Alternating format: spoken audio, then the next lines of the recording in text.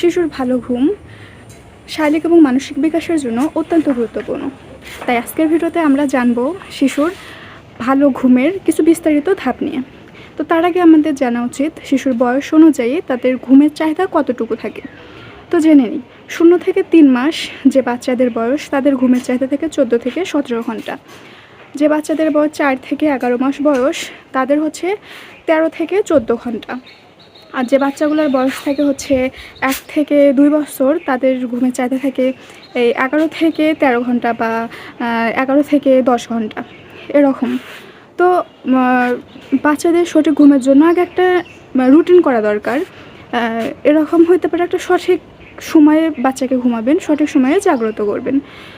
আর যে ঘরে বাচ্চাকে শোয়াবেন বা ঘুম পাড়াবেন ওই ঘরটা অত্যন্ত আরামদায়ক এবং সংরক্ষিত রাখতে হবে, যাতে ঠান্ডা বা বিকট আলো এরকম ঘরে বাচ্চাদের ঘুম একটু কম হবে, কারণ বিকট আলো ঘুমের মধ্যে একটা বিকট শব্দ হলো তো বাচ্চাদের ঘুম অবশ্যই ভাঙবে। এজন্য হচ্ছে আপনি ঠান্ডা পরিবেশ, আরামদায়ক পরিবেশ নির্বাচন করুন। ঘরের তাপমাত্রা যাতে 24 থেকে 26 ডিগ্রি সেলসিয়াসের মধ্যে থাকে, এটা অত্যন্ত গুরুত্বপূর্ণ। বাচ্চাকে হচ্ছে স্বনির্ভর ঘুমানোর চেষ্টা করবেন, কারণ এরকম হয় না যে আপনি দোল দিচ্ছেন, দোল দিয়ে বাচ্চাকে ঘুম পাড়াচ্ছেন। তো এরকমভাবে যখন বাচ্চা ঘুমায় যাবে আপনি বেডে শোয়ায় রাখবেন, তখন কী হবে, যখন বাচ্চা এই দোলটা পাবে না তখন বাচ্চা ঘুম থেকে জেগে উঠবে। বাচ্চাকে স্বনির্ভর ঘুমানোর চেষ্টা করবেন।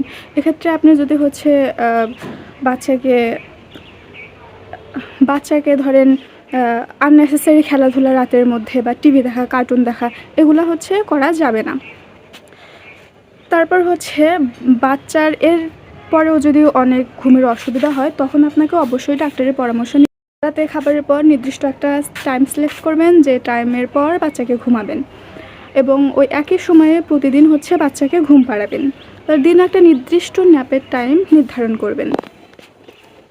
তারপর বাচ্চাকে ঘুমানোর আগে অবশ্যই বাচ্চার ক্ষুধা মেটাবেন। এটা হচ্ছে বাচ্চাকে প্রপার ব্রেস্ট ফিডিং করায় বাচ্চাকে ঘুমাবেন, নয়তো ঘুমের মতো ক্ষুধা লাগলে বাচ্চা জেগে উঠবে, বাচ্চার হচ্ছে ঘুম প্রপার হবে না। তো এই টিপসগুলো আপনার কেমন লাগলো? আশা করি আমি যে টিপসগুলো দিলাম এগুলো ফলো করলে আপনার বাচ্চার নিয়মিত ঘুম নিশ্চিত হবে। ধন্যবাদ।